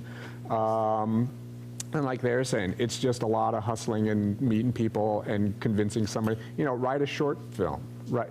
Let somebody, direct one of your short films, or take a feature screenplay that you have and make a 10-minute version of it that's inspired by your screenplay, and then turn that into a film. My short film, I wrote a 10-minute short film that got into Sundance, and I thought, oh, I'm going to be a director. This is awesome. Everyone's just going to come to me. And everyone called and said, so do you have a screenplay for that? And I was like, no. And it's like, what do you have? And they're like, no, we were looking for screenplays. So you got to kind of know how to do it. And like they're saying, another thing, in the meantime too, don't just get married to one script that you're desperately trying to get made. You just got to move on to the next one. You finish that one, there's two parts. You're shopping that first script, and then you're working on your next script, and then you're working on your third script, and you're working on your fourth script, and then you just know somewhere along the way somebody's going to say, hey, I met these guys, they're looking for a horror film that happens in a submarine. And you're like, oh, I got one of those. and you pull it out, you dust it off, and you go hustle and sell it to them. The other thing is, I haven't done any, but people that I know, basically you figure out what you want to be, you work with people. So writer's assistants. So you might be getting coffee, you might be editing, not actually doing your screenplay, but a PA I know that got in with a writer's room and put in his due time. Like a couple years, he's got a script, Agents of S.H.I.E.L.D. So you want to get in with those people, but then I guess a note to everybody, no matter what you're doing, do a good job. If you're there and you're getting coffee for people, even though you want to ultimately be a director, be good at getting coffee and don't complain about it, because I'm going to look at whatever your attitude is to whatever job you're doing, and then I'm going to translate that to, well, if they have a piss poor attitude about getting coffee, then I'm certainly not going to hire them for the job that they want to do, because, they don't have the work ethic. So get in with a writer's room, be a writer's PA, and always write. Keep writing. And then one day it might be somebody that says, you'll develop a relationship, and then you can say, hey, could you take a look at this? And then they'll champion you in. Oh, that's the other thing. Find a circle of other writers. There's like a Meetup has a bunch of little writing groups where other people who are trying to write, because as a writer, you sit in your room by yourself typing away, and then the next day you look at it and go, wow, what was I thinking? Where if you have another writer who can read it and kind of go, you're kind of missing the point here, what's that about? It just helps. It makes your writing better. The other thing that's really, really important, like Joseph said, you got to make sure it's formatted correctly, and double, triple, quadruple check the spelling and grammar, because Stay in school, learn spelling and grammar. You have one shot with whoever you get the script to, and as soon as they see it's been carelessly written as far as spelling errors or any kind of errors, Typos. they're going to put it away. And if you get one shot, you got to make sure it's your best shot. And I mean, I've learned that the hard way. I really have, and I'm sure a lot of other people have too. So save yourself a lot of grief, and there's even services you can send it out, and they will proofread it and make sure everything's spelled correctly. But that's so important, is that, put your best foot forward. Make sure that when you submit the screenplay, it's the best job that you can do, mechanically, grammatically, punctuation, everything. Great, thank you. Yeah, definitely the writer's room, if you can work and find something there. I've done several shows, and the WGA seems to have some rules about the writer's room, and that you always need some kind of outside script writer to do one of the episodes within a season, or it's not always, but I've encountered it a number of times, and guess who they get to do that script? The script coordinator and the script assistant, who's been sitting there typing and listening for the whole season, and they let them do those scripts, and Right. that's how they get their start. I know several people who've gotten that. Thank you. 5 minutes career counseling. My question is, have you ever felt discouraged when you're trying to get a job in the industry, and so what kept you going? Oh, boy. Passion, passion. Passion. The desire to pay rent. Yeah. I definitely have got, because as I said, I sort of have two paths, and there have been times when I've been post-supervising a show for a director that was awful, and it's so hard to be motivated to do a good job where you're like, oh my gosh, why is he shooting here? Why didn't he fix that performance? Why didn't he do, all that kind of stuff? And so it's hard, but ultimately it's just what you love to do. So you don't quit on it. You just figure out like another way to, how am I going to like move on to the next path? And then I try to turn it into a learning opportunity of kind of like, okay, this is what I'm not going to do when I get my next shot. This is how I'm not going to manage this situation and stuff. But If you don't get discouraged, you're not human. Because this is a really difficult industry. I don't have to say that. I mean, everybody knows it. If it was easy, everybody would be doing it. So, I mean, actors get, rejected, 99% of the time. And so does everybody else, not as often as actors, but you're going to get rejected more often than not. And, if it's something that you just can't live without doing, my rule is I'm pissed off for 24 hours, and then I put that aside and I move on, because I can't let that, eat at me. So, yeah, if you get discouraged, you're supposed to be discouraged. If you weren't discouraged, you don't love it enough. But then you move on, because there's a lot of opportunities. Friends and family, find a foundation, and not necessarily people in the industry. I mean, some of my closest friends have real jobs, because they're a little more stable. And the other thing is, sometimes it's really easy when you're discouraged to find other people that are discouraged, and you throw yourself a pity party. And it's just going to be negative, negative, negative. Find positive people.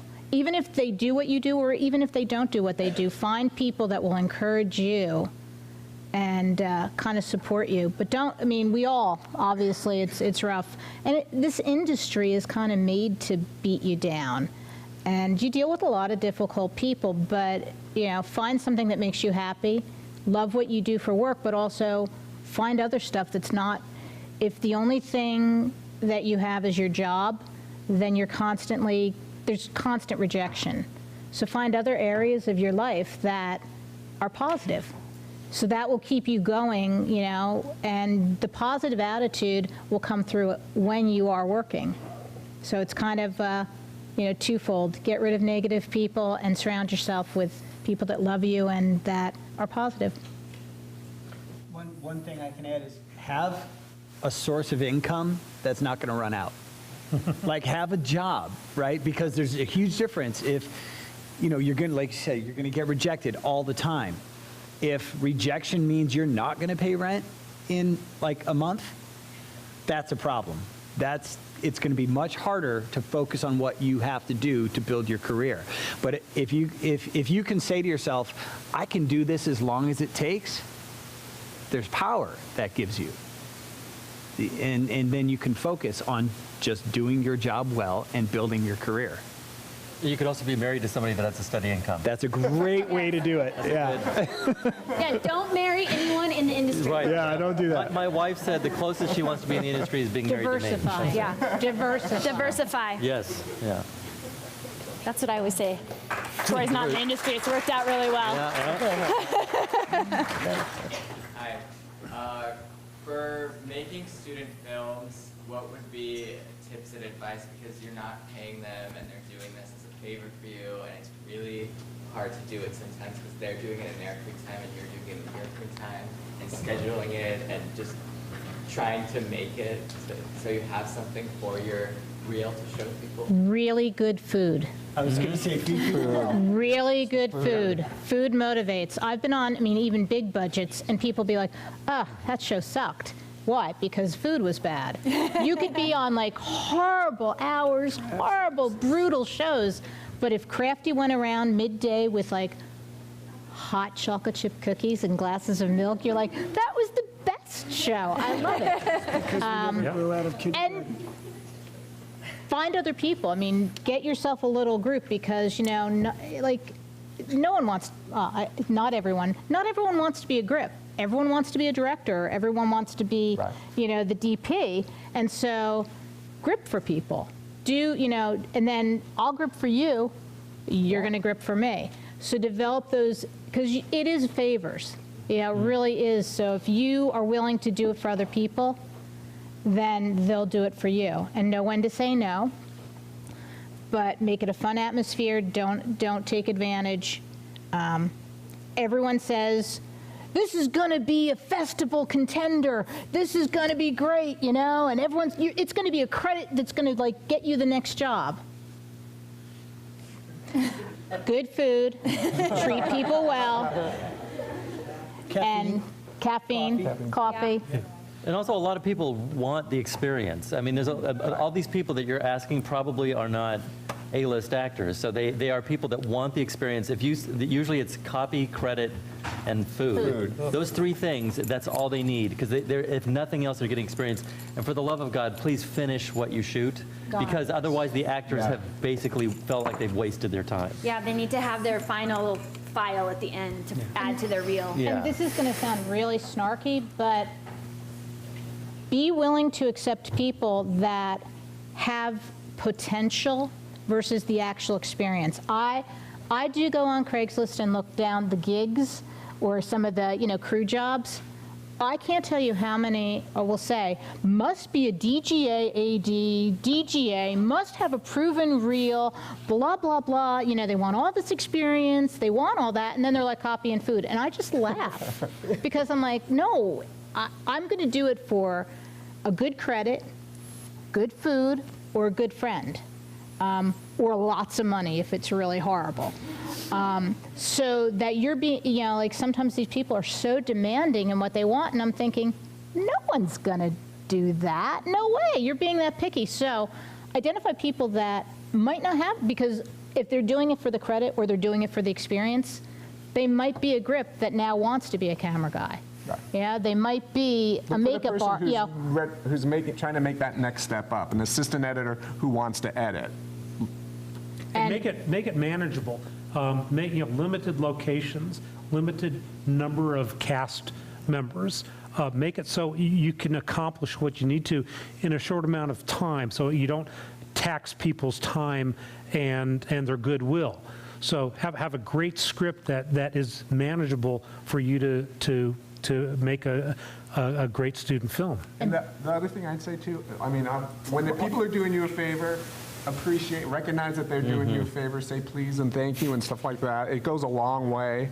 The other thing is, I get grief for this, but don't be afraid to fire people, even if they're working for free. If they're bad for your set, if they've got a bad attitude, if you've got this DP who's going to do it for you for free, but he has a completely different vision than you do, get rid of him. Find somebody else. Go with your buddy and tell him to hold the camera. There's nothing worse than finishing a film and looking at it and going, oh, why did I let them do that? Because you were anxious about firing somebody and hurting their feelings. But you're stuck with this film for the rest of your life. And find people that share your vision. I mean, find other people that are excited about what you're doing project-wise, because then they'll put their hearts into it, be realistic, and don't be an asshole. You know, I mean, be nice, and people will want to help you. Oh, and be as prepared as, And be prepared. Be as prepared as possible. Because if you show up and you don't know, and people will know immediately if you don't know what you're doing, and everybody goes, "Oh God, this is not going to be good." And so you're starting out of the gate of people being apprehensive and worried, and you want them to start excited. So be as prepared as you possibly can. Things will happen that you did not expect every single time, but be as prepared as possible. And in that way, identify a good AD, a good producer, somebody who can be the adult. And it doesn't necessarily have to be somebody in film, but have that person, because if you got everyone that's really creative and there's no one saying, "Hey guys, it's going to get dark in 10 minutes. Hey guys, there's the cops. We need to shut this down." Yeah, you need one adult to kind of be that voice of reason, because otherwise, I mean, you could have 5 guys, "Wouldn't it be cool if we did that? Oh, dude, that'd be great." Oh, you know, and then all of a sudden you guys are off, you know, doing something crazy, and it's like you're not getting your shot. But it looked really cool, but you didn't get your shot. So identify people that can also not necessarily be creative, but that can help you get stuff done. Great.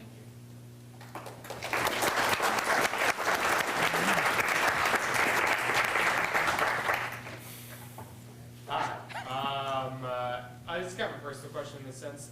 Is it better to go somewhere that's not as good in terms of school, that's closer to the industry, or to a better school that's possibly farther away from the industry?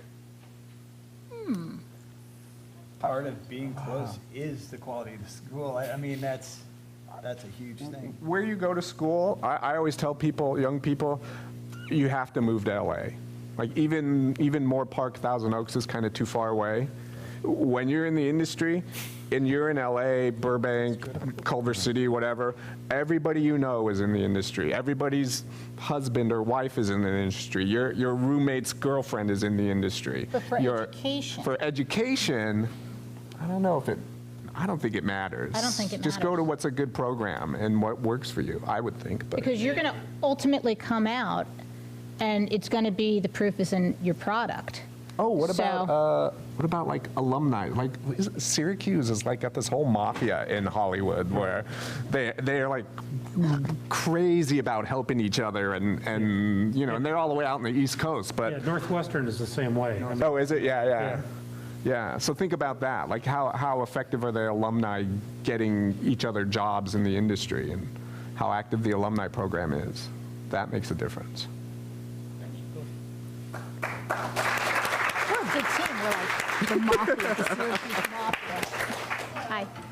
So mistakes are inevitable and are a great opportunity for learning. What are some lessons you've learned from mistakes you've made in the industry? Admit them. Don't try to cover them up. Admit them right away. Right away. I was a DGA trainee, and everything was in military time, and I read the call sheet incorrectly, and I gave an actor a 1 p.m. call time versus a 10 a.m. call time.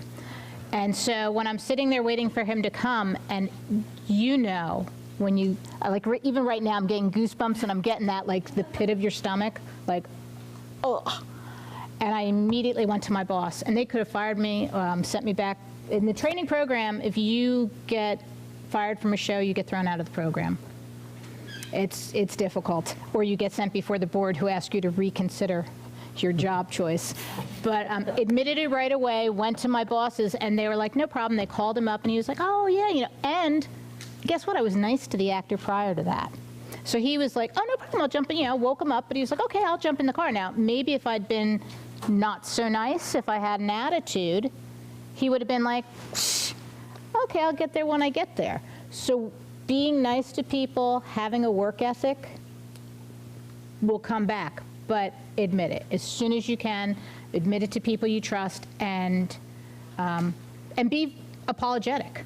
Don't blame anyone else when you make a mistake. Don't blame a circumstance. Take responsibility. And also And that- understand it's okay to make mistakes. It's okay, we all make Um, mistakes. But don't make the same mistake too many times. Learn from it, because if you make the same mistake a lot of times, you're not going to be forgiven after the third or fourth time. I had a college professor once, it was a law class, and he said when he was really young, he was working for a company. I don't remember what the company did, but he screwed up big, and he went to his boss and said, I did blah, blah, blah, blah, blah, and they lost $1 million. He goes, I just spent $1 million training you, don't do it again. And that was it. So honesty goes a long way.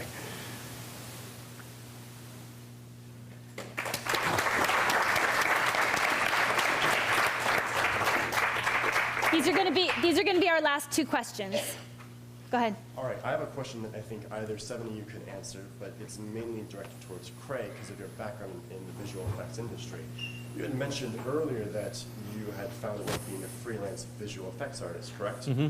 I was just curious to know, while you were working freelance, how exactly did you find your work? Was it through networking? Was it through word of mouth? Or did you aggressively look for listings on like Craigslist or what? I've always been horrible looking for work through listings. I have not done it, and part of it was the first 7 years that I was an employee. I mean, obviously there's an element of luck involved. So I worked for a company for 7 years, and in that time you make relationships. And so what had happened was that somebody hears, somebody recommends you, and then it's kind of like a snowball effect. And I knew that things were going well for me when somebody called me up and asked if I was available, and I said, well, who recommended me? And I had never heard of the person before. And I thought, I'm in a good place. If people I don't know are recommending me. And so it bounces between, this is one of the things I want to share with people. If you're in visual effects, try to be an employee and a freelancer in the same year, because the tax deductibles, like everything, like your television, your Netflix subscription, your movie tickets, when you go to lunch and talk about the work that you do, it's all deductible. Oh, and FYI, for anyone, assistant director, anyone in movie tickets, cable, your cell phone, Yeah. iTunes, your computer, all the software you buy. Keep Yeah. track of all that. It is deductible because it's part of your education and ongoing, even if you're out of school, your ongoing education. Also software, when you're in school, get it, because a lot, like Movie Magic, a lot of them, they offer student editions. So take advantage of when you're a student. There's a lot of things you can do. I also want to mention that sometimes it wasn't my choice to be a freelancer. Sometimes, it's not always your choice. And I would say, I would like to be an employee. It also depends on the company that you're working for. Sometimes you want to be an employee of that company. Sometimes you do not want to be an employee of that company. You want to do that project and then get out.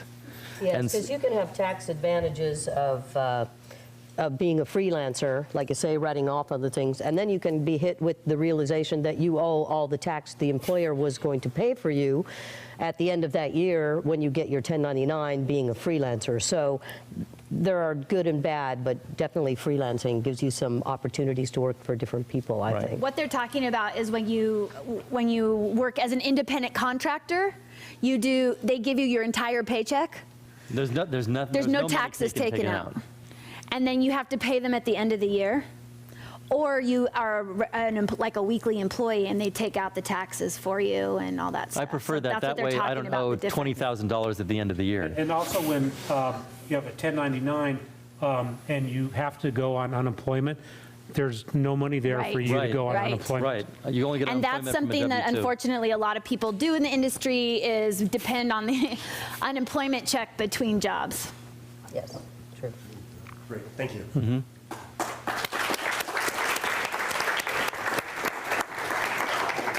Last question. Hi, so this is a question for the writers. What's the creative process for you like when it comes to developing a script?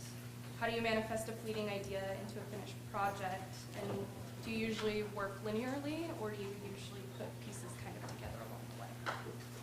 Yes. In my case, I find it, so beneficial to have a partner that I work with that will bounce things off each other. And it's really important if you do that to have someone like in my case, this is my story, and he's more or less helping me, and he's happy to be in that role, and he's a really great guy, and he's really smart, and he comes up with great ideas. But sometimes I go, you know what? No, Mark, I want to go in this direction. He's fine. It's your thing. But I find it really, really helpful to me to have somebody that I trust to bounce ideas off. And hey, here's what I came up with for this scene. What do you think? I'd also like to add, try to be receptive. There are a lot of times that people will give you a script to read, and you read it, and you have some notes, and they're like, no, I disagree. No, I disagree. Nope, you didn't understand what I was trying to do there. I'm like, well, if I didn't understand what you're trying to do there, it needs to be rewritten. So it's really crucial to be able to accept, positive, critical, that is constructive, not obstructive, constructive criticism, and to be able to take that in and consider it, and try to understand where the person is coming from that's giving you notes. I think that you should understand there's not one way of doing it. Everybody has their own method. For me, when I get an idea and I formulate it in my head, I sit down and I don't stop writing until I get the first draft. I motor through. It takes me probably a week to get the first draft, and then I spend 6 months or so rewriting and rewriting and rewriting. It's like somebody once said, it's not writing, it's rewriting. And that don't ever think it's finished until you really know it's finished. 30, 40 drafts is not unusual. You just got to keep refining it until it's the best it can be. I'm in that spot right now where I've just started a new script, and over the last year or so I've had different ideas, and I see movies sometimes and I come out of the movie and I go, that was a great concept that lasted an hour and a half, but it wasn't a story. So how I approach mine is I have all these ideas, I have 20 ideas on my computer, and I explore them until one of them earns the right to be a movie. And what I mean by that is there has to be a narrative in there that wants to be told in feature film format. And one a couple weeks ago recently jumped out like that. And as far as, the flip side, the other side of that coin is, it's not unusual for me to, half the time I'm writing a script, the first half of that is outlining. And you can get bogged down in that too. And it's like, I wrote one, it's like, ooh, I probably should have started writing pages 3 weeks ago because I'm staring at a blank screen for 4 hours at a time, So there is a lot of different ways to do it, and explore different ways. Try writing linear, start at page 1 and write. Do one where you outline to where you know the entire story, and your process will find itself. My process is, I get a lot of notions, and I have like a list of all these little, and every now and then I'll just kind of review it, and bits and pieces of things where, this is a free idea for anybody. It's a brilliant idea. During the first Iraq War with George W. Bush, no, not George W., the other H.W., there's a story in the Iraq War where there was a convoy, they were heading to Baghdad, they were taken over, and a supply truck had an engine problem. So they pulled out of the convoy, and they all said, hey, we'll come back for you, we'll let people know where you are, and they just had to pull over. And they had supplies and stuff, and they were stuck there the whole war. Nobody ever came to get them. And so they were fine, they had, food and stuff, and then they started wandering around, and they went, and they found some oasis, and every now and then, like a Jeep with an officer would come by and say, oh, hey, what are you guys doing? It's like, oh, we broke down. And say, okay, we'll call it in. Nobody ever came to get them. and I thought, that's a good little bit. I kept that little piece of information. And then in the last Iraq War, there's this whole story about how like pallets of money are being handed out to the warlords in cash, and they have no idea where those, so then I was like, oh, those two should go together. They shouldn't be a supply truck. It should be a truck with pallets of cash. They don't really know. And it's like, oh, I'm never going to write that screenplay. It's just like so far down my list of other things that are better suited to what my agent can get me and that kind of stuff. Anybody can have that idea.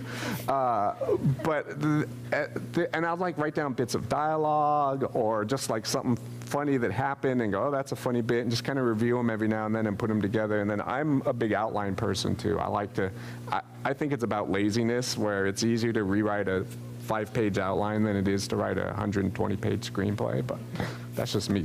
I have friends who just start writing and they don't mind the rewriting all 120 pages. But. And if I may ask, what's helped you further your character development and get yourself into the mindset of someone totally unlike yourself, the character that you're going for? Research. Either I try to stay within what I know. They always tell you in writing, write what you know. But other than that, then it's research and go. And then you know it.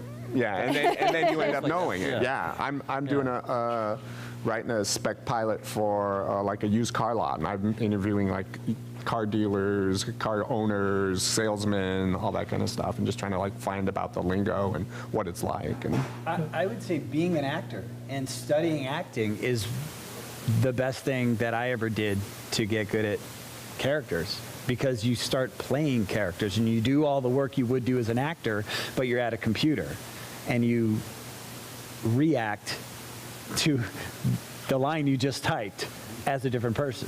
And that, for me, that was been the best thing. For me, what makes it easier for me, and I'm not saying this is good or bad, but I cast it in my mind who's going to play these parts, and it makes it so much easier for me to write to those people. Now, that it never comes to be that these people end up, playing the parts, but at least it gives me a direction, a little, image when I imagine what these people look like in my mind. It's much easier for me to write their dialogue. Do you listen to the Script Notes podcast?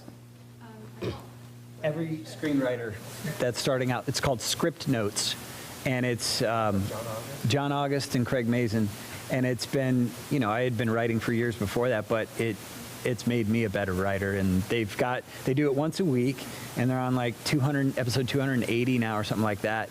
And I've gone back now, I'm on like 85 for the second time. Because even now, like, I'm a different writer than I was 3 years ago when I started listening to it. So I'm receiving everything they're saying with different ears, It's great.